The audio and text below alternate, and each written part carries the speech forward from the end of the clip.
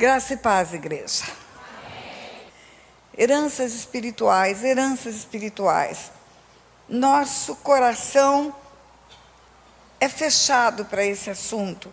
É uma estratégia do inimigo bloquear em nós a capacidade de entender que Deus é um Deus de gerações e que Ele visita a iniquidade dos pais nos filhos até a terceira e quarta geração.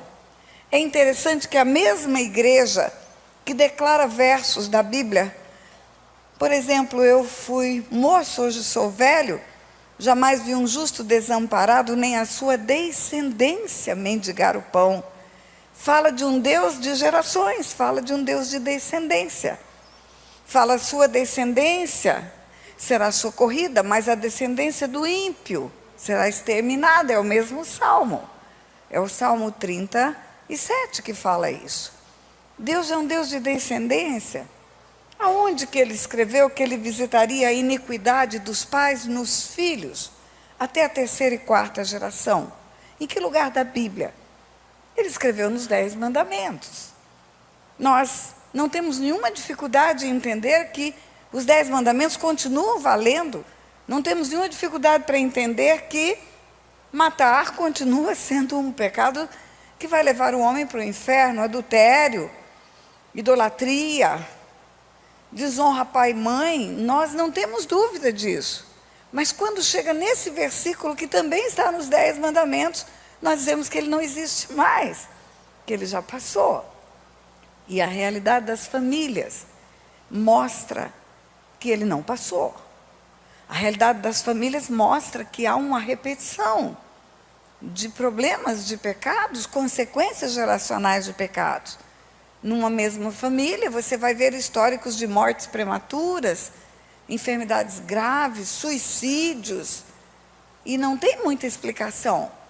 Até o homem ímpio sabe que tem uma história geracional. Se você for contratar um seguro de vida, o agente de seguro vai perguntar: tem muitas histórias de câncer na sua família? Mas o câncer não é genético. Não existe uma genética para você herdar câncer. Mas por que numa determinada família tem muitos históricos de câncer, ou problemas cardiológicos, ou problemas outros de saúde que se repetem, se não há resposta clínica para isso? Ou então, famílias desagregadas, históricos de separação que se repetem, casamentos que não são casamentos, que são de fachada, da bisavó foi assim, da avó foi assim, da mãe foi assim, e agora o casamento que você está vivendo está assim. Em resumo, respostas que nós acabamos atribuindo a Deus, que não é Ele quem faz. Aprendemos a dizer: não, é a vontade de Deus. Não, Deus é que está fazendo isso. Interessante que o livro de Jó é o livro mais velho da Bíblia. O livro de Jó foi escrito antes do livro de Gênesis. E você vai ver que no livro de Jó, quem toca nos filhos, quem toca nos bens, quem toca na saúde, é o diabo, não é Deus. Mas Jó não sabe que é o diabo, ele pensa que é Deus. E Deus permite escrever o livro de Jó para que nós saibamos que o mundo espiritual pode interferir no mundo natural. E nós acabamos por paradigmas errados, porque fomos instruídos de um jeito que nos dizia que isso não acontece, por paradigmas que não são bíblicos, são doutrinários. Nós acabamos rejeitando no nosso coração essa ideia de visitar a iniquidade dos pais nos filhos. E isso fez com que o nosso coração se fechasse para um ensino do novo de Deus. E o vinho novo só é derramado no odre novo. Velhos paradigmas precisam ser quebrados. Nós vamos romper estruturas velhas para Deus nos dar o novo. Outra coisa, você talvez pense: eu já sei tudo sobre esse assunto. E eu digo que isso é soberba, porque quando você diz que já sabe tudo sobre determinado assunto, você está dizendo que Deus é limitado, que Deus não é capaz de dar nada de novo mais sobre determinado assunto, que o que Deus deu, ele já acabou e ele não tem mais nada a fazer. Mas Deus é infinito e tem infinitamente mais para nos dar. Ele não cessa de dar. Ele não cessa de abrir os selos e revelar para a sua igreja aquilo que Ele quer ensinar para a sua igreja. E por que não revelou antes? Por que não revelou no começo do começo, então? Por que não revelou há 100 anos atrás, há 200 anos atrás?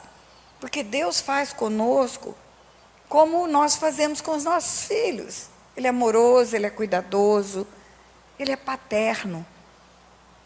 Você não vai pegar um filho seu, que tem 4, 5 anos de idade, e vai colocar ele para fazer problemas com logaritmos. Ele não vai conseguir. Então, você vai ensinar para ele primeiro contar de 1 a 10. Depois que ele aprende a contar de 1 a 10, aí você dá uns probleminhas. Ou talvez ensine ele somar e subtrair. Depois você ensina ele multiplicar e dividir. Depois você vai dar uns probleminhas com as 4 operações. E você vai dar frações, quando ele já souber os problemas com as 4 operações. E você vai dar problemas complexos, logaritmos, quando ele já estiver expert e perito naquilo que já foi gradativamente ensinado. E eu falo que Deus faz isso com a sua igreja. Ele vai abrindo os selos. Ele vai abrindo os selos, ele vai abrindo os selos. É interessante que nós somos estimulados por Deus a nos desenvolvermos, a termos maturidade no entendimento das coisas espirituais. Mas parece que muitos de nós ficam no tempo, para no tempo. O que aprendemos, aprendemos e acabou, e não tem mais nada de novo para aprender. Mas quando você vai, por exemplo, para a carta aos Hebreus, na carta aos Hebreus, no capítulo 5, você vai ver que há um estímulo de Deus para que nós desenvolvamos a nossa vida espiritual para entender luz e trevas, entender bem e mal. Hebreus capítulo 5 diz assim, vamos ver desde o versículo 7. Jesus, nos dias da sua carne, oferecendo com forte clamor e lágrimas, orações e súplicas, ao que o podia livrar da morte, foi ouvido, quanto ao que temia, e ainda era filho, e aprendeu a obediência por aquilo que padeceu, e tendo ele sido aperfeiçoado, ele se tornou o autor da salvação eterna para todos que lhe obedecem, chamado por Deus, sumo sacerdote, segundo a ordem de Melquisedeque. Está falando do sacrifício e de Jesus como Salvador. E no versículo 11 diz assim, temos muito a dizer, e difícil de explicar, porquanto vos fizestes tardios em ouvir. E diz o versículo 12, porque quando devias ser mestres, pelo tempo decorrido, ainda necessitais que vos ensine quais são os princípios elementares da palavra de Deus. E aí, vocês estão necessitando de leite, e não de alimento sólido. Porque qualquer que se alimenta de leite, não está experimentado na palavra da justiça, porque é menino. Mas o alimento sólido, mais o alimento sólido, não o leite, é para os adultos, para aqueles que pela prática, têm as suas faculdades exercitadas para discernir não somente o bem, mas também o mal. Vamos entender o que está escrito. O autor está dizendo, vocês são meninos, vocês precisam desenvolver. Porque se vocês continuam meninos, vocês precisam de leite. Agora tem um alimento sólido, que não é para menino, é para adultos, é para maduros espiritualmente. E ele diz, o alimento sólido é para os adultos, para os maduros. Para aqueles que pela prática, não é pela teoria e nem pela doutrina, é pela prática, pela vivência espiritual. Pela prática tem as suas faculdades exercitadas para discernir não somente o bem e o mal. Pela prática tem as suas faculdades. Que faculdades são essas? Será que está falando de faculdade intelectual? Cursos teológicos, especialização teológica? Não. Está falando de discernimento espiritual. Pela prática, tem as suas faculdades exercitadas para discernir não somente o bem, mas também o mal. Não é faculdade física, não é academia de ginástica também. Pela prática, tem as suas faculdades espirituais. Eu já preciso te dizer algo. O homem tem corpo, alma e espírito. Corpo, alma e espírito. 1 Tessalonicenses 5:23 fala: apresenteis vosso espírito, alma e corpo, íntegros e irrepreensíveis até a vinda de nosso Senhor e Salvador Jesus Cristo. Espírito, alma e corpo. Espírito, alma e corpo. Espírito, vírgula, alma e corpo.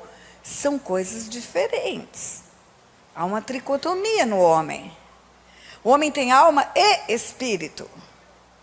Lembra que está escrito que a palavra de Deus é viva e eficaz, mais cortante do que uma espada de 2 gumes, apta para separar a alma do espírito?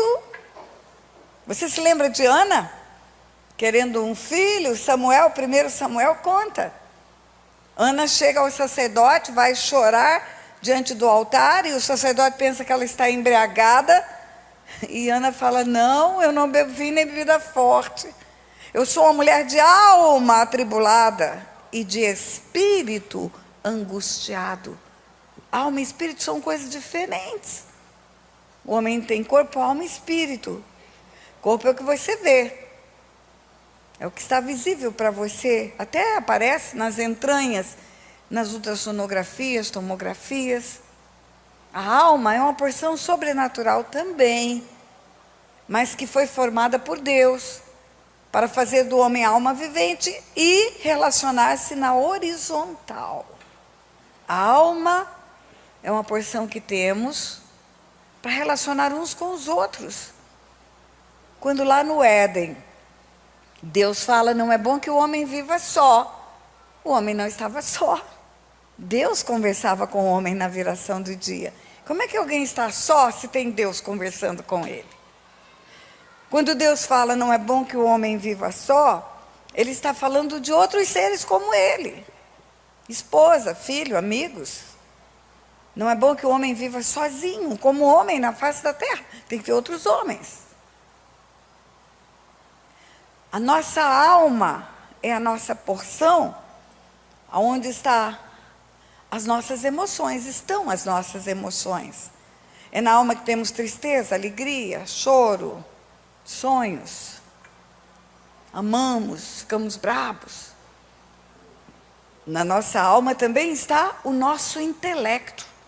Tudo que nós estudamos e aprendemos, todo o conhecimento que temos, está na nossa alma. É uma parte que é a nossa caixa preta. E na nossa alma estão as nossas vontades. As nossas decisões ocorrem no nível da alma também. Eu posso estudar tudo sobre qualquer coisa na minha alma. Eu posso estudar direito, para eu fazer o concurso para juíza e ser aprovada no concurso. Eu estudei muito, eu fui aprovada no primeiro concurso que eu fiz. Estudei muito, todos os ramos do direito. Direito civil, direito de trabalho, direito tributário, direito comercial, processo civil, processo penal, tudo. Aonde eu estudei? Na minha alma, no meu intelecto. Agora, se você pegar um pedacinho do meu cérebro, que tem tudo isso de informação, mais 68 anos de convivência com filhos, com marido, com igreja, com amigos, com perdas, com alegria, com tristeza, com choro. Quanta coisa está guardada nessa caixa preta chamada alma. Mas se você tirar um pedacinho do meu cérebro e colocar no microscópio de alta resolução, você só vai ver células. Só neurônios, células cerebrais. E se você pegar um pedacinho de uma célula, de um cérebro de um bebezinho que acabou de nascer, não aprendeu nada, não sabe nem falar, não estudou nada, não tem emoção nenhuma ainda, só tem o histórico da vida intrauterina, e tiraram um pedacinho, um naquinho, e levar para um microscópio, o que você vai ver? Só célula. Mas aonde está tudo que eu estudei, tudo que eu chorei, tudo que eu ri, tudo que eu aprendi? Está no sobrenatural. Não está no mundo natural. E essa é a maior argumentação que eu tenho com os psiquiatras e os psicólogos que vão fazer os seminários que eu dou. Eu falo, você acredita na alma? Acredito. Chama de psique. É o ego. Você acredita? Acredito. E você pode ver a alma humana? Não. Então por que você não acredita no espírito? É a mesma coisa. Também é sobrenatural. A única diferença é que o espírito é a parte que Deus colocou em nós para conectar-se com o mundo espiritual. Não é na horizontal, é na vertical. O espírito é a parte eterna do homem. Quando a Bíblia fala que o homem morre, o corpo volta para o pó. E o espírito volta para Deus. A palavra volta significa que lá é minha origem e lá é o meu destino. Eu não sou de Natal, eu sou de Resende. Eu cheguei num voo na madrugada de ontem, muito tarde. Houve um contratempo. E o meu voo chegou madrugadão mesmo, quase 3 horas da manhã, 2 e pouco. Eu não sou daqui, eu vim para cá. E eu vou embora, eu volto para a minha cidade. Ainda vou para Goiânia pregar, depois volto para Resende. Quando a Bíblia fala, o homem morre, o corpo volta para o pó, e o espírito volta para Deus, que o Deus está dizendo que a origem do meu corpo é o pó, e é o destino do meu corpo. E a origem do meu espírito é Deus, e o destino do meu espírito é Deus. Só se o homem fizer escolhas erradas, ele não vai voltar para Deus com o seu espírito. Ele vai ficar separado de Deus eternamente, porque o salário do pecado é a morte, e morte é separação de Deus. Mas se ele cumprir o plano de Deus, ele vai voltar para Deus. Ah, lembra de Deus falando para Jeremias? Antes que eu te formasse, eu te conheci. Onde ele conheceu Jeremias antes de formar Jeremias? No mundo espiritual. Antes que saísses do ventre da tua mãe, eu te constituí profeta às nações. Eu te dei um ministério profético antes de você sair da barriga dela. Ah, então você tem uma vida espiritual que ela ultrapassa o limite da sua vida natural. Sim. Você já era um espírito antes de vir para a barriga de sua mãe. E você continua sendo um espírito depois que o corpo voltar para o pó. E o espírito é eterno. E aí, não pense que eu me perdi, eu falo, sabe o que eu queria, pastor? Vamos fazer o seguinte, vamos botar um sofá aqui para mim? Tira esse, porque eu com essa lesão no braço, eu não consigo levantar muito o meu braço, está muito ruim isso aqui, muito alto. Vamos fazer um pouquinho de tumulto aqui, mas no fim dá tudo certo.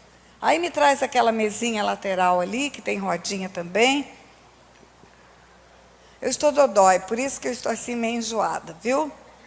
Eu sofri uma lesão, eu vou me submeter a uma cirurgia e eu não posso ficar com o braço levantado. E o púlpito é alto, esse povo é grande demais.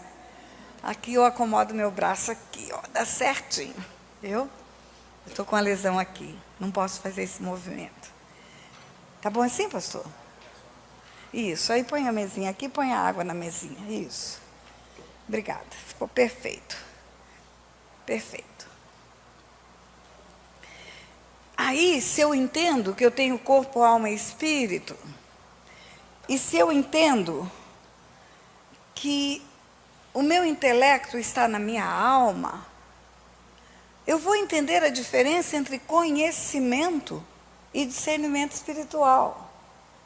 Porque o conhecimento se dá no acúmulo de informação na alma, no cérebro. O mesmo lugar onde eu estudo direito, eu posso estudar Bíblia, por que não? Posso estudar inglês, francês, japonês, no mesmo lugar do cérebro. Eu posso guardar informações. Agora, eu só posso discernir as coisas espirituais, não pelo conhecimento, mas pelo discernimento espiritual. Deixa eu te lembrar umas histórias bíblicas. Havia um povo que estava nos templos orando e anunciando a vinda do Messias. Os doutores da lei, estudiosos, conhecedores das Escrituras, liam os livros dos profetas. Doutores da lei, fariseus, escribas, todos eles altamente religiosos e altamente informados. E Jesus estava na terra e eles não o identificaram. Jesus estava num jumentinho montado do lado de fora e eles estavam dentro do templo falando que Jesus viria um dia. E tinha um homem simples, um homem do povo chamado Simeão. Não era doutor da lei, não era escriba, não era fariseu. Esse homem estava em casa e o Espírito Santo falou para ele: vai para o templo que você vai ver o Messias. E ele foi para o templo e ele encontra quem no templo? Maria com um bebezinho no colo. Maria com um bebê no colo. E quando ele olha para aquele bebê, o Espírito testifica no espírito dele: é o Messias, já nasceu. Aí ele fala: agora eu posso descansar em paz, os meus olhos viram a salvação. Que diferença tem entre Simeão e os doutores da lei? Um está querendo conhecer Deus no intelecto e o outro espiritualmente. Discerne as coisas espirituais. Um dia, Evangelho de Lucas, capítulo 4, conta que Jesus chegou em Nazaré, onde fora criado, e como seu costume, foi na sinagoga ler o livro, congregar. Jesus congregava. Isso é uma lição para nós também, porque Jesus tinha muitos problemas com os religiosos. Jesus tinha mais problema com os religiosos do que com os demônios. Os demônios chegavam diante de Jesus e se prostravam e diziam: bem sei que és o Santo de Deus. Os religiosos só davam um problema para ele. Até querer jogar ele de despenhadeiro queriam. Mas ele congregava, mesmo tendo problemas. Porque ele sabia que ali era o lugar onde ele estaria trazendo vida e observando as coisas do reino de Deus. Então não fuja da igreja, não. Só tem um varão perfeito, o nome dele é Jesus. Nós somos todos imperfeitos, cheios de encrenca. E Deus às vezes coloca um para ser a lixa do outro. Deus coloca um para lixar o outro, para aperfeiçoar o outro. Né? Não sai, diga assim: não pare de congregar. Fala olhando para o olho do seu irmão. Fala: não pare de congregar. Fala: deixa Deus te lixar. Amém. Jesus vai para a sinagoga. Lucas 4, a partir do versículo 16, conta isso. Indo para Nazaré, onde fora criado, foi no sábado ensinar na sinagoga, e segundo seu costume, lhe deram o livro para ler, o livro do profeta Isaías. E Jesus abre o livro do profeta Isaías. A profecia de Isaías 61. O Espírito do Senhor está sobre mim, porque Ele me ungiu para isso, para isso, para isso, para isso, para isso. Jesus lê a profecia.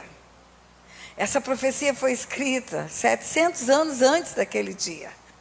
Jesus abre um livro e lê uma profecia que fazia 700 anos o povo judeu estava lendo.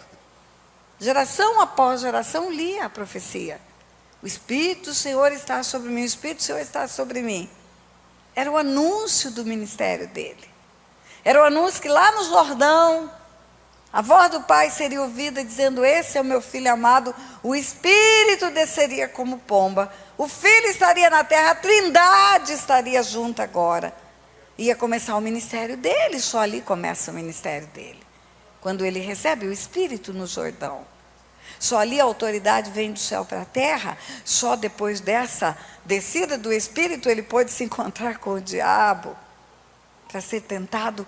Antes a autoridade não estava na terra. E aí ele lê esse texto. Ele lê. Ele está na terra agora. 700 anos antes foi escrito.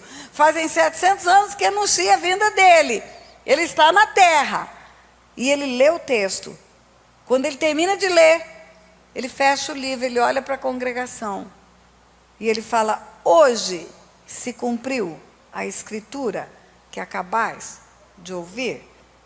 E queriam jogar ele de um despenhadeiro. Imagina, ele abre o livro, lê a profecia. O Espírito do Senhor está sobre mim, me ungiu para evangelizar os pobres, para curar os quebrantados, para libertar os cativos e oprimidos do diabo, para anunciar o inaceitável do Senhor, o dia da vingança do nosso Deus. Fecha o livro, olha para o povo e fala: eu sou o cara, eu sou esse aqui. Eu sou esse, que vocês estão profetizando que viria à terra. E o que aconteceu? Ao invés de dizerem glória a Deus, é o Messias chegou, a profecia se cumpriu, aqui está ele, nós vamos ver a glória do Pai, a glória do unigênito do Pai. O que eles fazem? Eles expulsam Jesus da sinagoga. Sabe por quê? Porque letra sem discernimento espiritual não traz conexão com o céu. Quando a Bíblia fala que a letra mata, o Espírito vivifica, é isso que ela diz. Então, o primeiro paradigma que nós temos que quebrar, eu quero só quebrar paradigmas primeiro, é que muitos dos conhecimentos que tivemos, sem discernimento espiritual, impede que nós tenhamos uma visão espiritual que Deus quer nos dar. Nós somos espíritos e Deus quer que andemos no Espírito. A Bíblia fala que apenas espiritualmente se discerne as coisas espirituais. Está escrito apenas espiritualmente se discerne as coisas espirituais. Deus é espírito. Nós somos espíritos. Tudo que fizermos é espiritual. E a notícia que eu tenho para te dar é que o mundo espiritual é muito maior do que o mundo natural. É como se o mundo espiritual fosse toda a nação brasileira e o mundo natural fosse só esse salão aqui.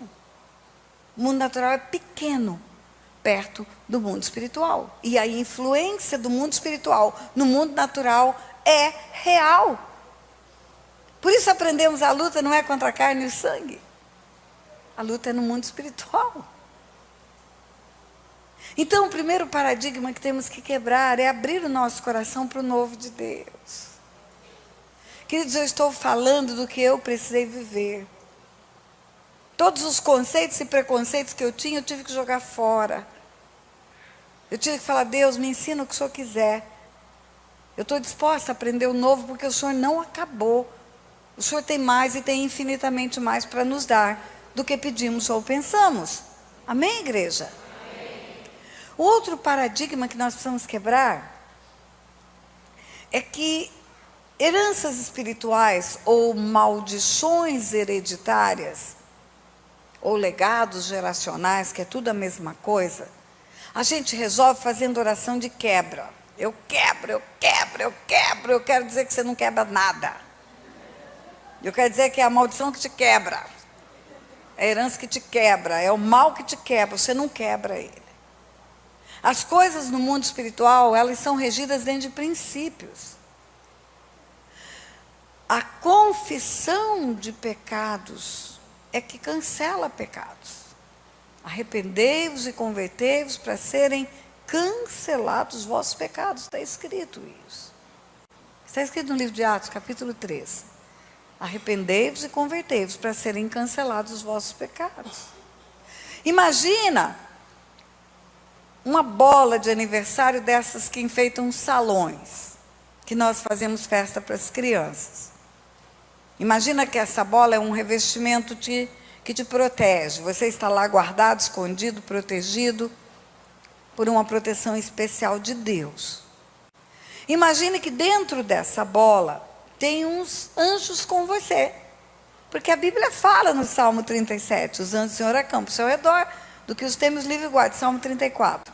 Os anjos do Senhor acampam ao seu redor, dos que o temem, os livre os guarda. Os anjos estão ao redor. Redor é perto. Os anjos estão juntos, na verdade. Quando a Bíblia fala que quando você é hospitaleiro, sem você saber, você está hospedando anjos. Algumas pessoas pensam que esse versículo refere-se a pessoas tão boas, a pessoas tão preciosas que são quase como anjos. Não é isso que a Bíblia está falando. A Bíblia está falando literalmente de anjos. Você vai para o original da palavra, é anjo mesmo. Se você me recebe na sua casa, O anjo que anda comigo vai junto comigo para a tua casa. Ele não vai me deixar. Quando eu entrar, ele não vai ficar do lado de fora. Ele fica acampado ao redor. Se você recebe... Você pode ver na Bíblia, toda vez que alguém recebia um profeta, tinha galardão de profeta. Mulher estéril tinha filho, mulher estéril tinha filho. Por quê? Porque recebe os anjos de Deus juntos. Recebe um milagre de Deus na sua casa. Então, os anjos estão ao redor, ao redor. Mas a mesma Bíblia fala que os demônios estão ao derredor. O que é derredor? É mais longe. Redor é bem juntinho, derredor é um pouco mais longe. Estão ao derredor, rugindo como leão, buscando a quem possa tragar. Os anjos estão ao redor, protegendo, guardando, livrando. Os demônios estão ao derredor, fora dessa cápsula de proteção, vamos chamar assim, desse lugar de proteção. Eles não podem furar essa bola, eles não podem entrar, eles não podem infiltrar-se onde você está, por conta deles. Só tem um jeito de um demônio chegar perto de uma pessoa, é pelo pecado.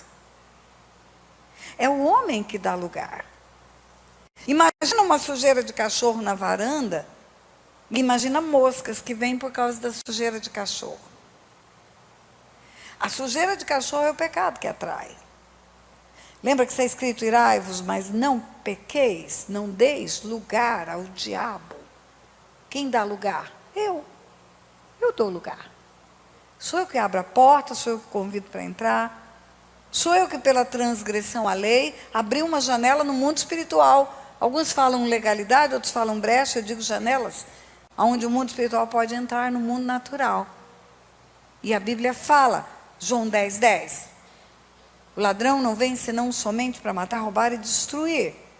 Mas eu vim, diz Jesus, eu vim, para que tenham vida e a tenham em abundância. O ladrão não vem senão somente para matar, roubar e destruir. O ladrão. Mas eu vim, diz Jesus, eu vim, para que tenham vida e a tenham em abundância. Então, se eu olhar para a minha vida e fizer um mapeamento dela, e encontrar alguma coisa que não seja vida abundante, encontrar alguma coisa que seja morte, roubo e destruição, a árvore que está produzindo esse fruto não é Jesus. Não. É o ladrão. A fonte não é Jesus, a fonte é o ladrão. E se o ladrão tem autoridade para entrar, matar, roubar e destruir, a porta foi aberta em algum momento da história. Por que eu te afirmo isso? Sem medo de errar, sem medo de estar falando uma heresia. Porque a Bíblia diz, maldição sem causa não se cumpre, maldição sem causa não se cumpre, maldição sem causa não se cumpre. O problema não é a maldição. O problema é a causa. É a porta que foi aberta. O inimigo entrou por ela porque encontrou legalidade para agir. A permissão foi dada pelo homem. O homem deu permissão. Aí eu pergunto a você, adianta? Com uma sujeira na varanda cheia de moscas, adianta você ficar batendo toalha nessas moscas? Você vai aguentar bater 24 horas por dia? Não. 365 dias por ano? Não. Quando você bate, ela espana? Espana. E quando você para de bater? Volta. Volta. Porque a sujeira ainda está lá. O que atrai a mosca é a sujeira. O que atrai a maldição é a causa. Pastor, eu pego um Detefon e um inseticida. Detefon é muito antigo, o Otto fala, Tânia, cuidado. Você denota a sua idade pelo que você fala. Mas eu sou velha mesmo, não tem problema. Eu falo que se a vida... Eu tenho 68 anos. E eu falo que se a vida fosse um jogo, eu estaria no meio do segundo tempo. Mas vai ter pênalti e prorrogação esse jogo. Vai ter. Eu posso pegar um spray de inseticida e fazer uma morte dessas moscas. Eu vou ficar livre de outras moscas se eu tirar a sujeira da varanda? Vou? Não. Eu só vou ficar livre de moscas se eu tirar essa sujeira, limpar esse lugar, desinfetar esse lugar, der um novo cheiro para ele. A mosca vai parar de sentar. Então, um paradigma que nós precisamos quebrar também é que Satanás é o nosso problema. Não é o nosso problema, Satanás. Nosso problema é o nosso pecado.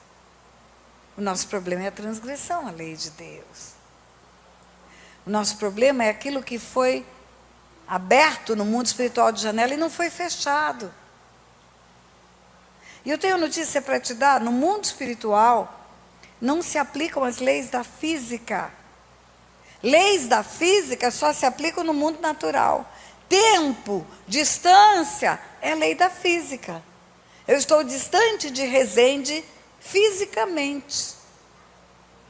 Eu tenho 68 anos e eu não lembro tudo que aconteceu na minha vida nesses 68 anos. Se você perguntar o que eu tomei no café da manhã do dia 5 de fevereiro de 1967, eu não sei. Eu me perdi no tempo. No mundo espiritual não tem isso. Tudo é aqui, agora, já. Então o pecado, a transgressão, a vida há 30 anos atrás, que não foi resolvida, é como se fosse agora, acabada de acontecer. E as moscas estão chegando por causa desse pecado de 30 anos atrás, que não foi confessado, que não foi tratado, que não foi remido. Outra coisa que nós precisamos quebrar de paradigmas é a respeito do sangue de Jesus, porque nós achamos que nessa cruz, esse sangue eliminou tudo e nós não precisamos abrir a boca mais, não precisamos confessar. Mas está escrito na primeira epístola de João, capítulo 1, assim, versículo 5. Esta é a mensagem que dele ouvimos e vos anunciamos, que Deus é luz, e não há nele treva nenhuma. E se dissermos que temos comunhão com ele e andarmos em trevas, mentimos, não praticamos a verdade. Mas, se andarmos na luz, como ele na luz está, temos comunhão uns com os outros, e o sangue de Jesus, seu Filho, nos purifica de todo o pecado. Se andarmos na luz, como ele na luz está, o sangue de Jesus, seu Filho, nos purifica de todo o pecado. Se dissermos que não temos pecado, enganamos a nós mesmos e não há verdade em nós. Se confessarmos os nossos pecados, ele é fiel e justo para nos perdoar os pecados e nos purificar de toda injustiça. Em outras palavras, o sangue de Jesus não apaga pecado encoberto. É isso que está escrito aqui. O sangue de Jesus não apaga pecado que está na jurisdição das trevas, não está na luz, não foi confessado. O que não está confessado está na região das trevas. E quem governa na região das trevas é Satanás. Se andarmos na luz, como ele na luz está, se confessarmos os nossos pecados, ele é fiel e justo para nos perdoar. Quando a palavra de Deus diz, em Provérbios 28, o que encobre a sua transgressão jamais prospera. O que confessa e deixa alcança misericórdia. O que encobre jamais prospera. O que encobre jamais prospera. O que encobre jamais prospera. Você acha que Deus está falando dele? Você acha que tem alguma coisa que fica encoberto diante de Deus? Você acha que ele não sabe de tudo? A Bíblia fala que tudo está patente aos olhos daquele a quem temos que prestar contas. A Bíblia fala que a palavra não veio à boca, ele já sabe qual é. O pensamento não vê a mente, ele já sabe qual é.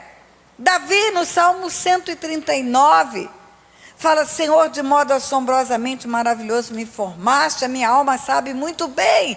O Senhor estava tecendo os meus ossos no ventre da minha mãe e já sabia todos os meus dias.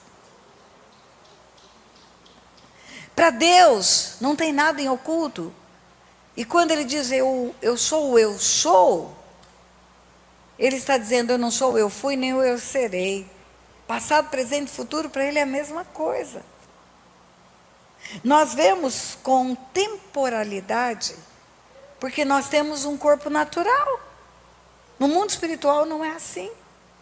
Imagina que isso aqui é uma quadra de uma cidade, 4 ruas.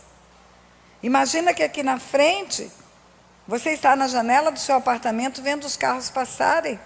Os carros vão virar para a direita. Eles fazem no sentido de esquerda, e aí ele vem direita, direita, direita para fazer a quadra. Os carros estão vindo daqui, estão passando aqui e vão virar aqui. Você está olhando aqui. Você só vê o que está passando. E você só vê alguma coisa do que está passando. É o tempo presente. O presente para você, ele está limitado pela lei da física. O tempo, o espaço. O teu presente agora é essa sala aqui, só essa sala. Você não sabe o que está acontecendo na sua casa agora. Você não sabe o que está acontecendo na sala do lado, onde tem outro curso aí. Você não sabe o que está acontecendo no banheiro. Você está limitado ao que você vê, ao que os seus sentidos captam. Isso é o teu presente. O teu futuro, você sabe? O teu passado? Não. Eu falei que eu tenho 68 anos, eu não sei o que eu comi, dia 4 de fevereiro de 1959. Eu não sei que roupa eu vesti no dia 7 de abril de 1982. Eu não sei aonde eu estava no dia 4 de março de 2015 pregando. Não sei. A minha memória guarda do meu passado algumas coisas só. O que é mais marcante. Datas especiais. Dias de sofrimento, dias de grande alegria. Eu posso contar a minha história em 3 horas para você. Como que alguém pode colocar 68 anos em 3 horas? Porque a minha memória só guarda aquilo que é muito forte. O meu passado se perde. O meu presente tem limites físicos. E o meu futuro? Eu falei para você que eu estou com uma lesão no ombro. Eu estava ministrando no Japão. Eu fui fazer uma jornada missionária no Japão em janeiro. Dia 8 de janeiro, eu estava no gabinete pastoral atendendo um casal. E eu falei: a hora que começar o louvor, eu desço para o templo. O gabinete em cima, o templo embaixo. E a luz da varanda, tinha uma varanda para sair do gabinete, descer uma escada externa e entrar no templo. E a luz da varanda estava apagada.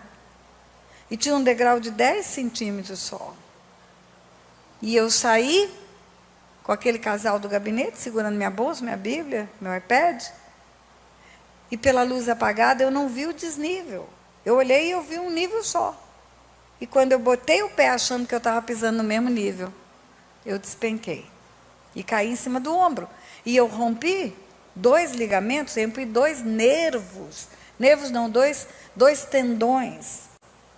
Eu estou com um tendão que chama supraespinhoso, rompido e separado 3 centímetros e 8 milímetros. Vai ter que operar para juntar isso. Eu estou com um tendão interno. Eu não posso fazer movimento para trás, para frente, para cima. Meu braço só levanta se eu ajudar. E dói. Se eu soubesse o que vai acontecer daqui 10 minutos, eu não teria caído. O seu futuro é completamente desconhecido de você. Você não sabe nada. Nem do passado sabe tudo, lembra de algumas coisas. Nem do presente sabe tudo, só vê o que está ao seu redor. E do futuro é uma completa incógnita. Mas Deus, Ele está vendo essa quadra aqui do alto. Ele está vendo tudo o que está acontecendo, tudo que já aconteceu e tudo que vai acontecer. Ele é o eu sou, Ele não é o fui nem o eu serei. Então ele sabe tudo a seu respeito. Tudo, tudo. Tudo que você já fez, tudo que você vai fazer, ele já sabe. Ele já viu, pela onisciência dele. Então, quando a Bíblia diz: o que encobre as suas transgressões jamais prospera, e o que as confessa e deixa alcança misericórdia, não está falando de Deus. Deus não pode encobrir nada dele. O que encobre jamais prospera é o que não confessa. O que não abre a boca para falar do seu pecado. Porque o cancelamento do pecado precisa da confissão. Pastora, e se eu confesso para Deus, não está resolvido isso? É outro paradigma que eu preciso quebrar com você. Esse foi o mais difícil de eu quebrar. Quando você confessa o seu pecado para Deus, imediatamente você sai da morte para a vida. Imediatamente você está salvo. O arrependimento é eficaz para trazer a graça e a misericórdia sobre a sua vida e vir a sua salvação? Sim. Quando você confessa para Deus, você resolve a sua eternidade. A Bíblia fala: a alma que pecar, essa morrerá. A alma que se arrepender não morrerá mais. Agora eu quero te falar algo. Quando você confessa para Deus, você resolve a sua eternidade. E quando você cumpre a palavra de confessar os pecados uns aos outros, para serem sarados, você não está tratando da eternidade. Você está tratando da vida agora. Da vida na terra, antes da eternidade. Eu falei para você que eu tenho 68 anos e que eu espero viver muito. Eu pedi a Deus 120 anos. No dia do meu aniversário de 60 anos, eu orei e eu pedi a Deus para viver 120 anos como Moisés. Para viver com robusta velhice, como ele promete no livro de Jó. Para viver produzindo frutos na casa de Deus, como ele fala no Salmo 92. O justo florescerá como a palmeira, como o cedro do Líbano plantado na casa do Senhor, na velhice ainda vai dar frutos. Eu pedi, se ele vai dar eu não sei. Mas eu não posso esperar chegar à eternidade para ter vida abundante. Se eu quero viver 120 anos, eu vou me contentar de viver 120 anos comendo o pão que o diabo amassou nessa terra? Para só na glória ter abundância. Quando Jesus fala: o ladrão não vem senão somente para matar, roubar e destruir, mas eu vim para que tenham vida e tenham abundância, ele está falando da vida agora, porque na eternidade, no céu, o ladrão não entra para matar, roubar e destruir. Lá ele não entra. Quando Deus fala de bênção e de maldição, todos os textos bíblicos, vamos pegar Levítico 26, Deuteronômio 28, ele fala de coisas da terra. Ele fala: se você tiver a bênção, você vai ter chuva no tempo certo, até a serode e a temporã. Se você não tiver bênção, vai ter falta de chuva. Se você tiver bênção, você vai ter filhos, vai tomar nos braços os filhos dos filhos. E se você não tiver bênção, você não vai ter filhos, ou você vai enterrar filhos. Filho não tem que ser enterrado por pai, é pai que é enterrado por filho. A Bíblia fala também: se você tiver bênção, você vai ter prosperidade, vai ter tudo que precisa, nada vai te faltar. Você vai buscar primeiro o reino de Deus, sua justiça, e tudo vai ser acrescentado. Ainda vai ter mais do que você precisa. Ele vai realizar os desejos do teu coração, é o que você deseja. Agora, se você tiver maldição, você vai ter falta de tudo. Você vai ter que viver pedindo emprestado. Se você tiver bênção, você vai ter saúde. Se você tiver maldição, você vai ter doenças. Se você tiver bênção, você vai ter sanidade mental. Se você tiver maldição, você vai ter loucura. Enfim, tudo aquilo que ele fala como bênção e maldição. Se você olhar para isso, você vai ver que isso não se trata de eternidade. Filho, chuva, dinheiro, sanidade mental. Isso não é coisa para a eternidade. A eternidade ou é céu ou é inferno.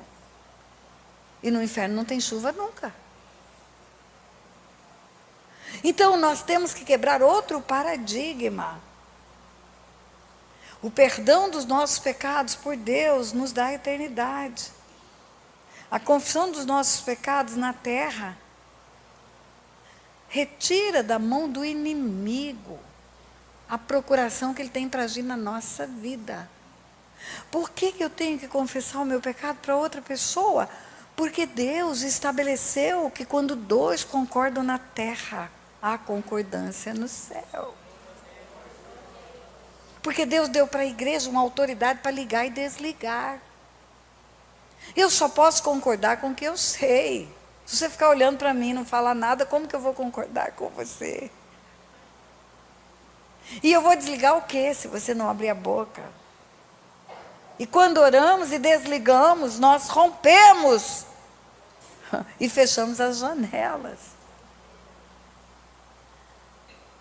E se não quebrarmos esses paradigmas, nós podemos fazer parte daquele grupo de pessoas que estão caminhando e caminhando e caminhando e caminhando na igreja e não conseguiram ainda chegar no lugar da vida abundante. Porque tem coisas da nossa vida que estão nas mãos do inimigo. Aqui nesse lugar, talvez você não conheça um fruto chamado pequi. Tem alguém que conhece pequi aqui? Pouquíssimas mãos se levantaram. Pequi é um fruto do centro-oeste. A árvore que dá o pequi é o pequizeiro. Pequi é um fruto bem exótico. É como se fosse um abacate, só que o que você come não é a polpa, é justamente a semente. E você rói ela no dente, igual um ratinho, porque a polpa dela é bem fininha. E no meio da semente tem espinho. Se você morder, você vai chegar no espinho. Então você não pode morder, você tem que roer só. Pode roer sem medo que não vai chegar no espinho. O espinho está lá no fundo. E o pequizeiro é uma árvore do centro-oeste. E o pequizeiro dá a florada do pequi no mês de setembro. Agosto, setembro, outubro. Exatamente quando o cerrado está todo seco. O pessoal ainda usa fazer queimada. Então está lá tudo seco, aquelas árvores secas, houve queimada, está tudo retorcido. E aquela árvore começa a dar flores. Mas é uma flor tão linda, parece uma orquídea. Enche de flores. Flores finíssimas. E aí, depois da florada, as flores caem e fazem um tapete. É a coisa mais linda de se ver. Porque o cerrado está todo feio, todo rústico, e aquela única árvore verdinha, com folhas e flores no chão. E o veadinho matreiro, um animal do centro-oeste, gosta da flor do pequi. O veado matreiro come a flor do pequi. Em resumo, na época da florada do pequi é a época da caçada. Proibida por lei, mas o caçador está lá. Como que se dá essa caçada? O caçador veste uma roupa onde ele esfregou na mata, tem cheiro de folha, sobe no pequizeiro, quando escurece, prepara uma arma e fica de tocaia. Ele fica fazendo a espera, o caçador fala espera. E o veadinho sai do meio da mata lá, do cerrado, e vem comer a flor do pequi. Ele vai, invariavelmente, ele vai nos pés onde tem flor caída no chão. E ele vem desconfiado no começo, ele acha que tem perigo, depois ele já acha que não tem, porque na mata é predador, presa e predador, caça e caçador. Então os animais da mata são oriçadíssimos. Qualquer ruído eles saem batido. E ele vem, e ele vem, ele vai, ele vem, ele vai. Aí ele acha que não tem perigo. Ele simplesmente descansa. Come, come, come, come e deita embaixo da árvore. Quando ele deita, o caçador só dá um tiro. Pá! E ele mata o veado matreiro. E aí eu pergunto para você, por que que o caçador, que não tem o faro do veado matreiro, não tem a agilidade do veado matreiro, não é capaz de saltar porque não tem adrenalina no nível do veado matreiro, não mora na floresta, não é o seu habitat, por que que ele venceu aquele bichinho? Por que que nessa guerra ele venceu? Porque ele fingiu que não existia. E o bichinho acreditou que ele não existia. E é assim com as nossas vidas. Nós atribuímos a sorte, atribuímos a uma prova de Deus, a morte, roubo e destruição que acontece na nossa vida. Mas não atribuímos ao único que faz isso, é o diabo. Quando falamos que Deus nos prova dando doenças, nós estamos indo contra a palavra. Porque na palavra diz que Ele é o Deus que sara. Ele não é o Deus que adoece. Na cruz do Calvário diz que Jesus levou sobre si as nossas doenças. Pelas pisaduras dele fomos sarados. Além de perdoar as nossas iniquidades, Ele curou as nossas enfermidades. Como que podemos achar que Ele anda pela terra dando doença? Se temos o Espírito Santo, e o Espírito Santo veio para trazer vida na terra, Ele pairava sobre a face das águas e trouxe vida onde não tinha vida. Se Ele ressuscitou Jesus dentre os mortos, Ele é a certeza da nossa ressurreição.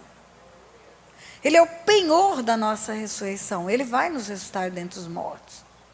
Se Ele pode ressuscitar e dar vida, e vida eterna para nós, por que que Deus usaria isso para nos matar prematuramente?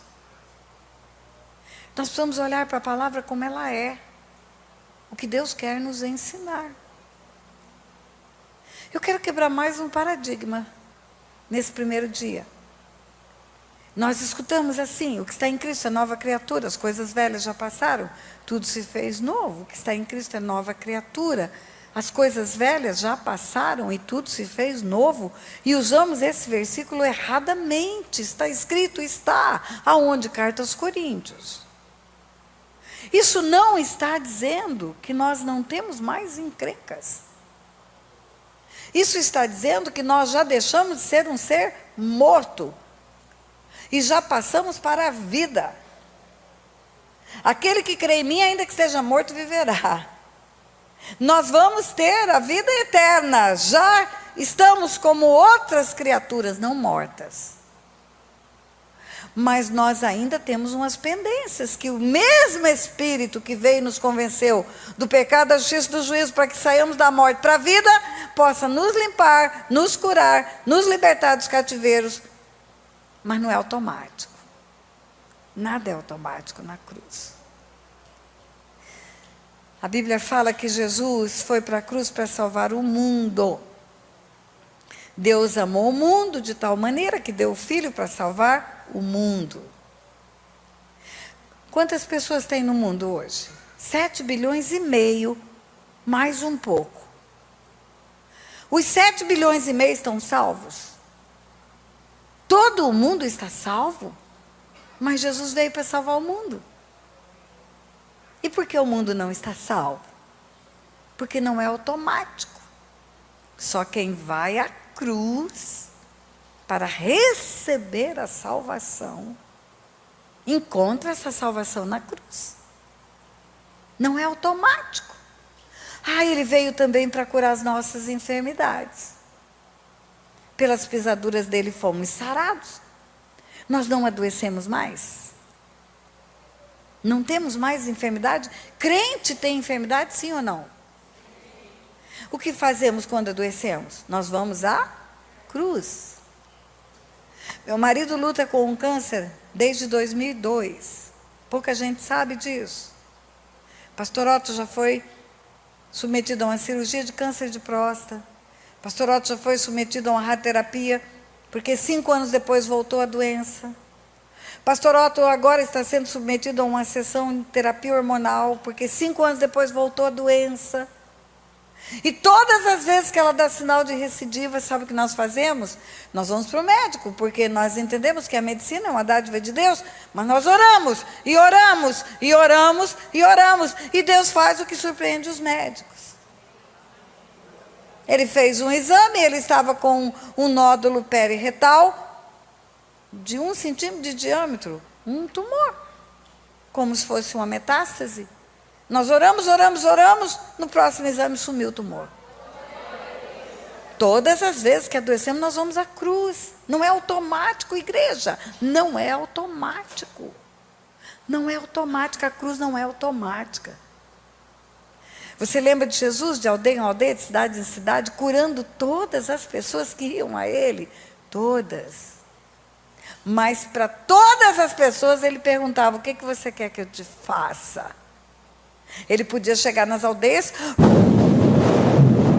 assoprando o espírito de cura. Por que não? Por que não? Mas não é automático, igreja. Um dia um cego grita no meio da multidão, Jesus, filho de Davi, tem compaixão de mim. Jesus, filho de Davi, tem compaixão de mim. O que aquele cego queria? Ele queria cura, ele não queria autógrafo, ele não queria fotografia, ele não queria selfie com Jesus. Mas Jesus pergunta, o que você quer que eu faça? Por que Jesus pergunta? Você acha que Jesus não sabia? Porque a cruz não é automática. Porque o benefício que vem do céu não é automático, tem uma parte que é minha. O que você quer? Eu quero isso. A oração da confissão de fé vai me dar salvação. A oração que pede a cura vai resultar na cura. A oração que rompe com as heranças espirituais vai me dar a libertação dessas heranças. A oração precisa ser feita. Nós precisamos orar, romper, desligar, desmanchar, desfazer. O chamado de Jeremias, qual foi? Eu não passo de uma criança. Quando Deus chama Jeremias, Deus fala para ele, não diga, não passo de uma criança, onde eu te mandar você vai. E eu te envio para arrancar, arruinar, destruir e derrubar. E também para edificar e plantar. Não é automático arrancar, arruinar, destruir e derrubar. Tem uma oração para fazer. Tem um pecado para confessar. Tem um link para romper. Eu falei para você que nós não entendíamos assim, eu não entendia assim, eu entendia que agora eu sou nova criatura, as coisas velhas já passaram, tudo se fez novo, passa a régua, passa o apagador, apaga tudo, eu não preciso orar, eu não preciso confessar, eu não preciso romper, eu não preciso desmanchar, eu não preciso arrancar, não, mas não é assim.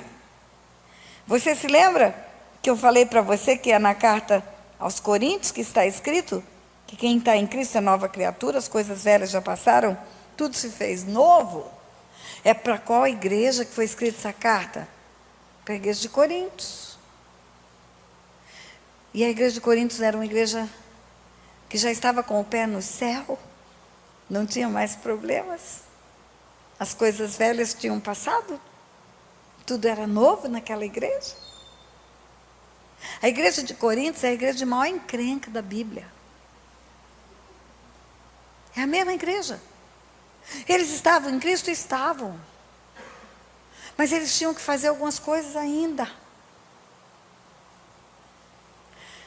A primeira carta aos Coríntios, no capítulo 5, ela começa assim. Olha bem o que está escrito aqui. Olha bem. O apóstolo Paulo está escrevendo para a mesma igreja. Ele diz assim, geralmente se ouve que há entre vós fornicação. E fornicação tal, que nem ainda entre os gentios se nomeia, como é haver alguém que abuse da mulher do seu pai. O que isso significa, pastora? Paulo está dizendo, olha, vocês aí dessa igreja, no meio de vocês, tem fornicação, tem promiscuidade. Pior do que lá fora. Porque chegou ao meu conhecimento, tem gente dormindo com a mulher do pai. A madrasta. Da igreja. É um da igreja que está dormindo com a mulher do pai. E ele continua. Estás ensoberbecidos, e nem ao menos vos entristeceis por não ter sido dentre vós tirado quem cometeu tal ação. Vocês estão agindo como se vocês fossem acima do bem e do mal. Vocês estão agindo como se não tivesse nada mais para fazer.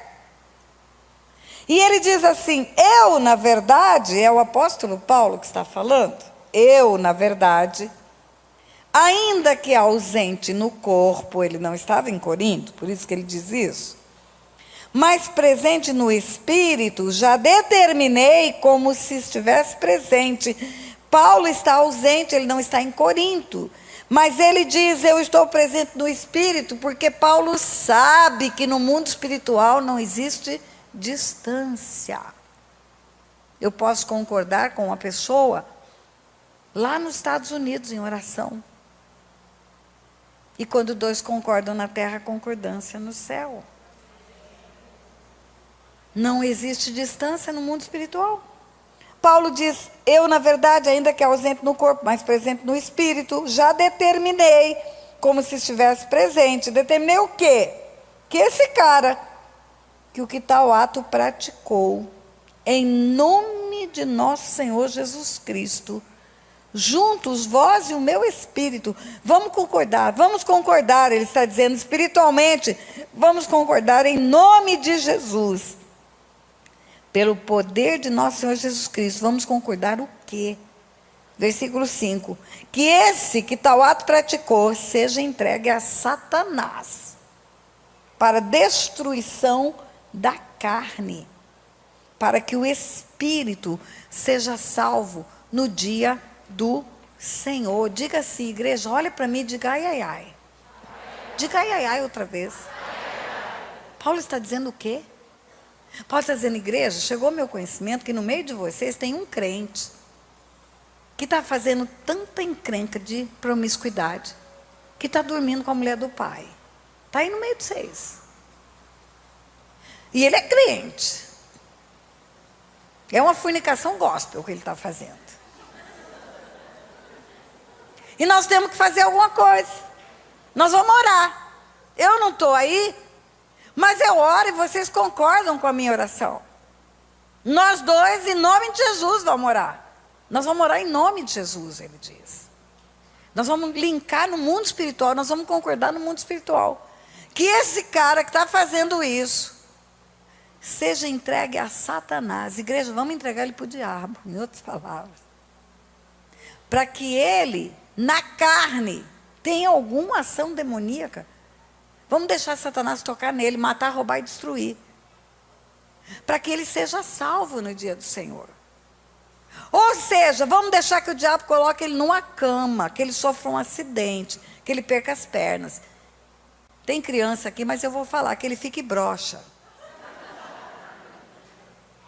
Que ele seja mutilado, corta o amigão dele aí.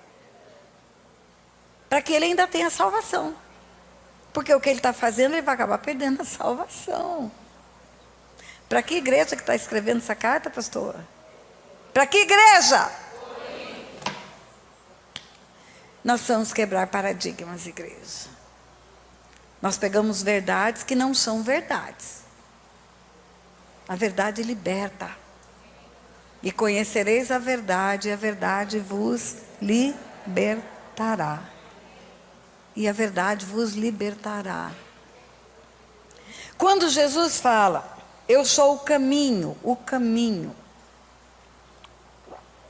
a verdade e a vida, ele não está falando de sinônimos.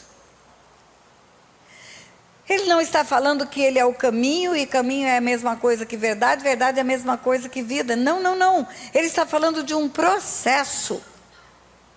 Você ia por um caminho de perdição, você ia por um caminho de morte, você ia por um caminho de trevas, você ia por um caminho onde você ia ter como fim um lago de fogo de enxofre. Um dia você passa por uma porta, alguém fala para você de salvação, e ali você entrega a sua vida para Jesus, você sai do caminho de morte e entra no caminho de vida. Agora, nesse caminho, você precisa conhecer a verdade. A verdade Não é uma filosofia, a verdade não é um conceito, a verdade é uma pessoa, é a pessoa de Jesus. Mas a verdade também é a palavra, porque Ele é a palavra revelada. Você entra por um novo e vivo caminho e encontra a verdade. E quando essa verdade passa a ser aplicada na sua vida, não apenas ouvinte, mas praticante dela, aí você encontra a vida abundante. Você vai fechar as portas, vai fechar as janelas, vai começar a ter um procedimento novo. Eu nasci num lar cheio de encrenca. Quem conhece meu testemunho aqui? Deixa eu anunciar para vocês. Eu trouxe muito material. Muito não, né? Vivi pouquinho. Mas eu trouxe diversificado. Vai estar lá na livraria, assuntos de libertação, apostila, livro, DVD, CD, está tudo lá. Tem um canal meu no YouTube, um canal oficial. Inscreva-se lá. O nome do canal é youtube.com/c/PRA Tânia Tereza, o meu nome. Por que o canal oficial? Porque tem muito vídeo meu no YouTube, mas no canal oficial tem todos os meus vídeos. E no meu canal oficial, se você se inscreve no canal oficial Pastora Tânia Tereza, cada vez que eu postar um vídeo novo, você vai ser informado e vai receber. E lá no meu canal oficial tem o meu testemunho também. A minha vida foi uma vida de encrenca. Eu não nasci num lar cristão, a minha mãe se drogava, o meu pai era um homem promíscuo, abandonou os filhos várias vezes, foi e voltou, foi e voltou. Eu fui abusada sexualmente pelo homem que vendia drogas para minha mãe. Eu tive uma vida tão infame até os 14 anos, que com 14 anos eu queria me tornar uma prostituta. E eu queria me tornar uma prostituta para ofender o meu pai, porque um dia meu pai levou uma prostituta para dentro de casa e dormiu com ela na minha cama, noite de Natal. E naquela noite eu quis matar o meu pai, não consegui, graças a Deus. Depois eu quis me matar, não consegui, graças a Deus. Fui socorrida, fui levada para um pronto-socorro, com os pulsos cortados, sangrando. E eu comecei a fazer um plano naquela noite de me tornar uma prostituta. A ideia era, eu vou me deitar com a metade dos homens da cidade. Depois que eu me deitar com a metade dos homens da cidade, eu vou chegar para meu pai e vou dizer: pai, o senhor ama prostitutas, não ama? O senhor abandonou a família por causa delas. O senhor permitiu que um homem abusasse sexualmente de mim, porque eu era uma criança jogada fora, porque o senhor estava com prostitutas. O senhor trouxe uma para dentro de casa, o senhor não respeitou nem a minha cama. O senhor ama prostitutas, não ama? Pois então o senhor pode me amar agora, porque eu sou uma prostituta também. Essa era a ideia. E no dia que eu fui me apresentar e me oferecer para o primeiro homem, para começar a minha carreira de prostituição, esse homem era um filho de Deus. Esse homem era um servo verdadeiro de Deus, e esse homem me falou do amor de Jesus. E contando a história, você vai escutar, se quiser, no YouTube, ou comprar o material aí, tem livro com meu testemunho. Eu comecei a minha vida cristã ali. Na beira de um precipício, Jesus estendeu a minha mão, a mão dele pegou na minha mão. Agora o meu marido não. O meu marido nasceu num lar cristão. Quando ele nasceu, a mãe dele tinha 45 anos de idade, porque ela teve 10 filhos, ele é o penúltimo dos 10. Então ela não era jovem mais quando ele nasceu. Ela tinha 45 anos e ela se converteu com 15. Então ela tinha 30 anos de crente quando ele nasceu. 30 anos de crente. Não era menininha na fé. Ela foi fundadora de igrejas. Eu vejo a irmã Maria, e eu chamo ela de Mãe Maria, que é a vovó do pastor Anderson. Eu a chamo de mãe, eu falo, eu não tenho mais mãe, eu posso te chamar de mãe? Ela fala, pode. E eu vou muito ao Rio visitá-la. Eu vejo a irmã Maria, eu lembro da minha sogra. Minha sogra era como a irmã Maria, uma mulher de Deus, firme na fé, firme. Criou os filhos tudo no Evangelho. Enquanto não viu os netos tudo convertido, não sossegou. Dona Guiomar era igualzinha a irmã Maria. Filha missionária, eram batistas, a Junta de Missões Nacionais enviavam missionários para o campo missionário. Uma irmã do pastor Otto foi missionária, 30 anos, 33 anos no campo missionário. Todo mundo crente, os filhos criados no Evangelho, os netos criados no Evangelho, todo mundo crente. Foi para essa família que Deus me levou. Ele me tirou das trevas para a luz, verdadeiramente. No fim, a minha família toda se converteu, pelo testemunho de vida meu, pela misericórdia de Deus. A minha família de origem foi ganha para Jesus. Meu pai morreu salvo, minha mãe morreu salva também. Mas o que eu quero te contar nesse final desse primeiro dia, é que eu olhei para essa família do meu marido, quando eu comecei a entender o mundo espiritual. Fazem mais de 30 anos que Deus está me mostrando o que eu vou te ensinar nesses 3 dias. Quando eu comecei a olhar para a família do Otto, eu vi o seguinte: todo mundo crente, todo mundo aos pés do Senhor, todo mundo dando o exemplo, fundando igreja, cuidando de vidas, fazendo missões. Mas todos os filhos homens, os primogênitos homens, morreram prematuramente. Todos. O primeiro filho homem da dona Guiomar morreu com 2 aninhos de idade. Ela estava na roça, lavando roupa, e a criança começou a ter dor de cabeça lá no meio da água mesmo, minha cabeça, sai minha cabeça, e caiu morta. 2 anos de idade. Provavelmente um aneurisma. O primeiro filho homem da filha mais velha, porque morreu o primeiro homem, aí ficou viva a mais velha mulher. O primeiro filho homem da filha mais velha morreu com 22 anos. Era um menino de ouro. O menino nasceu na igreja, criado na igreja, foi líder de adolescente, depois foi líder de jovens, casou com 20 anos. Menos de 20, porque com 22 anos ele tinha um filhinho de 2 anos de idade. Um menino de Deus, um menino que casou sem ter vida sexual antes do casamento. Ele fez um pacto com Deus. Se bendito é o leito do matrimônio sem mácula, eu não vou ter sexo antes do leito do matrimônio. Eu não vou fornicar, eu vou casar virgem. E ele fez isso, e a moça com quem ele se casou também. Foram criados juntos no meio da igreja, fizeram a corte, não teve beijo, não teve esfrega, não teve bulina, foi ter sexo no casamento. Esse homem está casado, tem um filhinho de 2 anos de idade. Trabalhador, era mecânico, tinha uma big de uma oficina mecânica já bem jovem, e ainda fazia transporte escolar à noite, porque tinha uma turma de jovens da igreja que queria estudar, fazer faculdade em outra cidade. Ele morava em Assis, não tinha faculdade em Assis, aí levava os jovens para Marília. Toda noite tinha uma Kombi com gente da igreja para estudar na faculdade. Ele era o motorista da Kombi. E ele ganhava uns trocados com a Kombi. Com um filho pequeno precisava ter um ganho a mais. E um dia ele arrebenta aquela Kombi na cabeceira de uma ponte. Ninguém tem um arranhão, ninguém. Só ele morre, só ele. Ninguém arranhou. E aí ele morre e deixa um filhinho de 2 anos de idade, um órfão de 2 anos. O primeiro filho homem do outro filho da dona Guiomar, tinha 18 anos, nasceu na roça, tudo de igreja, só estou contando a história de crente. Nasceu na roça, o pai tinha uma chácarazinha no meio rural. Desde 5 anos de idade ele subia no trator junto com o pai ia fazer serviço de terra, ele ia junto. E aí ele tinha 18 anos.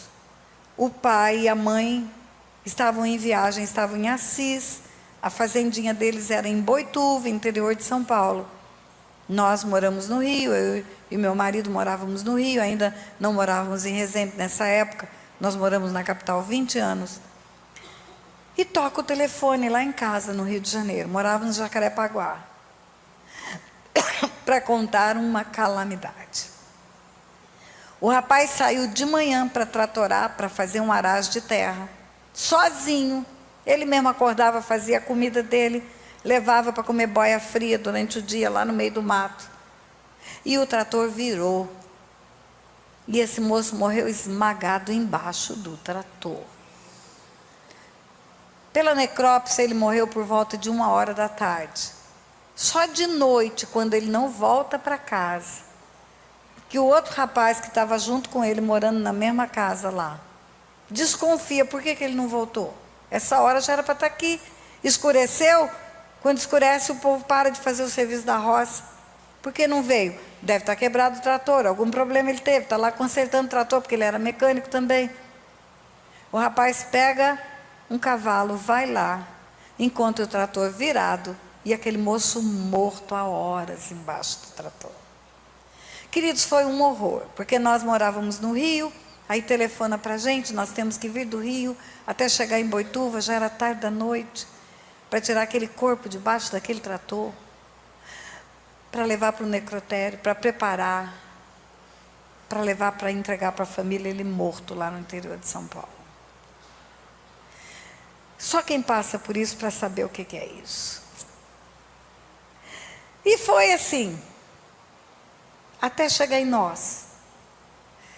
Nós tivemos um filho que nasceu com 4,2 kg, gordinho, rechonchudo. 12 horas depois ele estava morto. Os médicos eram amigos de dentro de casa, almoçavam na nossa casa. O pediatra era amigo nosso, o médico, o auxiliar do médico. Ninguém sabia explicar por que a criança estava morta. Ninguém. Nasceu normal, todos os exames normais, toda a reação normal, mamou, chorou. 12 horas, ele viveu 12 horas. Ele nasceu de manhã, ele morreu de noite. Aí você escuta o povo da igreja, os irmãos que vão te visitar, vão te consolar. Escuta o seguinte: é Deus que levou, a vontade é de Deus. Sim, é Deus que levou, Ele é o Senhor da vida. Deus deu, Deus levou, bendito seja o nome do Senhor. Deus sabe o que faz. Nós não compreendemos a vontade de Deus, mas ela é boa, perfeita e agradável. Teve uma pessoa, eu chorei 3 dias. 3 dias. Você ama um filho já no ventre. Você ama desde que sabe que está grávida. Perder um filho é uma dor em qualquer situação.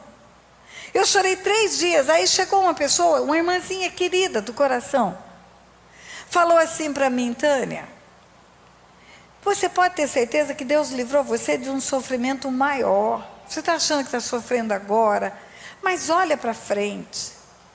Se você está chorando desse tanto, com 12 horas de nascido, você está chorando 3 dias.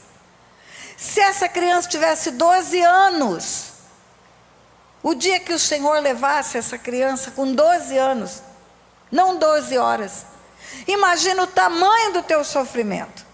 Porque você ia ter muito mais lembranças, ia ter muito mais memórias, ia ter muito mais convivência, e o seu sofrimento seria maior.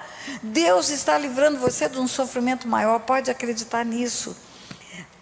Agora, queridos, nada disso entrava no meu coração. Nenhuma dessas palavras entrava no meu coração. Porque eu imaginava assim, o Deus da Bíblia, o Deus que eu conheço, o Deus que é amor, o Deus que cura, o Deus que abençoa, não combina com esse Deus que eles estão falando para mim. Porque esse Deus que eles estão querendo me mostrar, então ele me daria um filho, colocaria no meu ventre, faria minha barriga crescer, faria eu sentir os movimentos dessa criança dentro de mim, me daria ela nos braços, eu compraria o enxoval dela, arrumaria o quartinho, escolheria o nome, daria mamar para ela. Eu lembro que eu beijei o pé do meu filho, pezinho rechonchudinho. Eu beijei a sola do pé dele e eu falei: esse pé vai andar pelo mundo pregando a palavra de Deus. Deus me daria tudo isso para 12 horas depois meu filho estar morto e eu sair do hospital com um caixão e não com uma criança. Eu falei: isso não combina com a palavra de Deus. A palavra de Deus diz que o justo florescerá como a palmeira, como o cedro do Líbano, plantado na casa do Senhor, na velhice vai dar frutos. A palavra de Deus fala de velhice para o justo. Aquele justo morreu com 22 anos de idade. Deixou um órfão. A palavra de Deus fala que o justo será recolhido no devido tempo, como um feixe de trigo maduro, em robusta velhice. Isso está escrito no livro de Jó. Robusta velhice é velhice saudável. Aquele rapaz morreu com 18 anos embaixo de um trator esmagado. A palavra de Deus fala que o justo florescerá como a palmeira, como um cedro do Líbano, plantado na casa do Senhor, na velhice. Ainda vai dar frutos para anunciar que o Senhor é reto. Aquele menino era um pregador da palavra. Não combina com a palavra de Deus esses argumentos que eu estou escutando no meio da igreja. Meu pai, me ensina. Me ensina. E o Espírito me levou a entender as coisas que eu vou te ensinar até quarta-feira. Uma coisa é a vida eterna, outra coisa é a vida abundante. A criança que morre com 12 horas de nascida, ela vai direto para a eternidade. Ela é inocente, ela não tem pecado, ela passa da morte para a vida. Mas é vida abundante enterrar um filho 12 horas depois de nascido? Aquele moço que morreu, a igreja inteira tinha testemunho de quem era aquele moço. Ele foi direto para os braços do Senhor. Mas é vida abundante deixar uma criança órfã de 2 anos de idade?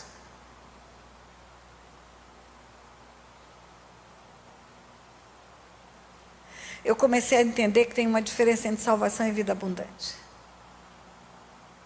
E eu fui fazer um mapeamento da família. A minha sogra se converteu com 15 anos.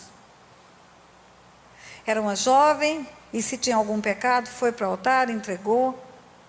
Mas e antes da minha sogra? Como era a história dos pais dela, dos avós dela, dos bisavós dela? Eu fui fazer um mapeamento. E eu encontrei maldade, derramamento de sangue. Eu encontrei um avô que tinha escravos, que cortava a mão de escravos, que tirava sangue na chibata, que chegava em casa e se tinha alguma coisa errada para ele, tinha uma criança escrava dentro de casa, ele enchia um prato de pimenta e falava: come e não derrama uma lágrima, porque senão vai apanhar até sair sangue das costas. Sangue derramado. E eu comecei a falar: Deus tem conexão uma coisa com a outra. E o Senhor começou a me mostrar na palavra que tem conexão. O Senhor me mostrou na palavra que Daniel era santo. Daniel era santo. Mas ele estava num cativeiro fazia 70 anos. E esse cativeiro não era por causa do pecado de Daniel, era por causa das iniquidades dos seus pais. E Deus falou comigo: você não é juíza, eu te fiz juíza para você entender o mundo espiritual. Um homem é traficante de drogas, esse homem fica muito rico, ele tem muito dinheiro vendendo drogas, ele constrói um patrimônio vendendo drogas. E ele tem 2 filhos que são santos, 2 filhos que nunca usaram droga, nunca venderam droga, são crentes, não suportam esse negócio ilícito do pai, querem que o pai se converta, querem que o pai se entregue para Jesus. Mas o pai continua traficando drogas. E quando o pai morre, fica uma herança fabulosa. Prédios, fazendas, automóveis, ações. Quem que herda esse patrimônio desse traficante? Quem? Por que herda? Porque são filhos. A Bíblia diz: sois filhos, logo sois herdeiros. Sois filhos, logo sois herdeiros. A herança não decorre de fazer nada. A herança decorre do fato de ser filho, legítimo herdeiro. Vamos fazer outra hipótese. Um homem é trabalhador, um homem é honesto, um homem de sol a sol está lá na sua terrinha, plantando, colhendo, construindo um patrimônio, e tem 2 filhos vagabundos, são 2 playboys, não querem nada com nada, só gasta. 2 meninos que não merecem nada. O pai é trabalhador e é honesto, e o pai constrói um patrimônio com o suor do rosto dele.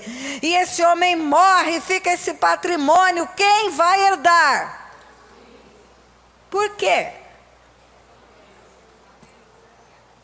Porque são filhos. Sois filhos, logo sois herdeiros, diz a Bíblia.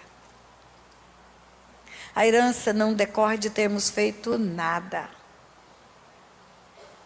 Decorre só do fato de sermos filhos. Meu Deus, isso é um divisor de águas na nossa vida, queridos, quando entendemos. Porque na cruz do Calvário, nós temos perdão de pecados e temos rompimento das heranças também. Porque Jesus fez-se maldição por nós na cruz. Mas como não é automático, nós vamos tratar isso também. Essa visitação da iniquidade de pais nos filhos é real no nosso meio. Olha para as famílias da igreja. Não estou falando do mundo. Eu não vou te contar uma história do mundo. Eu só vou te contar a história da igreja. Eu vou te contar uma história de ontem à noite para encerrar. O teu pastor é testemunha. O teu pastor foi me pegar no aeroporto na madrugada. Coitado, levou um chá de aeroporto. Lá em Brasília, alguém embarcou as malas e não embarcou. Tem um povo que resolve sair para jantar. Conexões demoradas, a pessoa está com a mala no avião e ela vai dar uma volta em Brasília e não chega a tempo de embarcar. E aí? Aí tem que tirar tudo que é mala de dentro do avião. Para tirar as malas de quem não embarcou. Isso atrasa às vezes mais de 1 hora um voo. Já estava atrasado, ainda teve essa encrenca. E aí ficamos lá no aeroporto até tarde. Lá em Nova York, 2 dias atrás, uma pessoa achou isso que eu estou te ensinando. Achou no YouTube. E me pediu socorro. Um jovem crente, um jovem juiz, um tumor no cérebro. Já tirou uma parte do tumor, não pôde tirar o tumor todo, porque está muito infiltrado, tem áreas do cérebro que não pode ser tocada. E esse moço, passando por um tratamento invasivo, ele falou: pastor, eu entendi que há uma herança espiritual de morte sobre a minha vida. E começou a contar por que ele entendeu.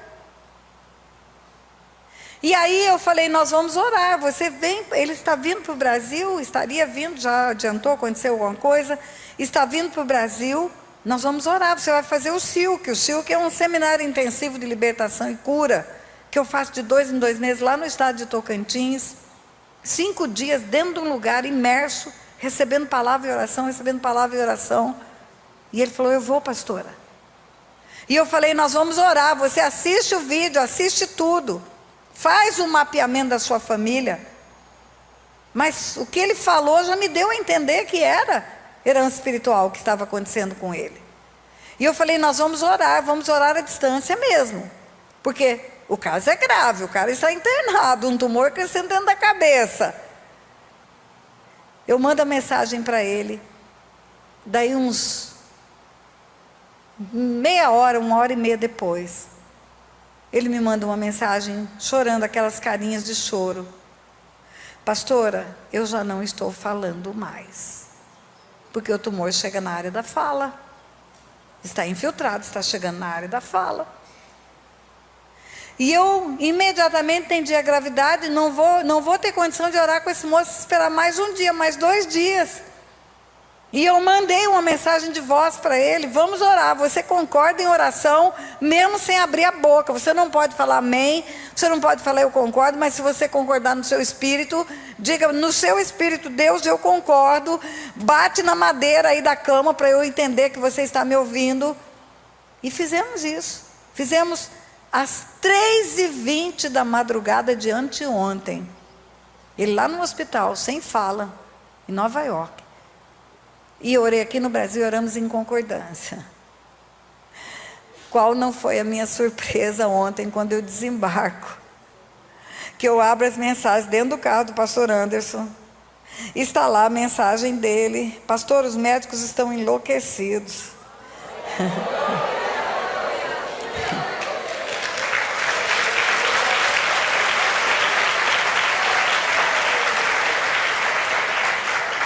Ele estava mandando uma canção, ele tocando violão e cantando. Queridos, eu não vou falar para você do que eu não tenho vivido.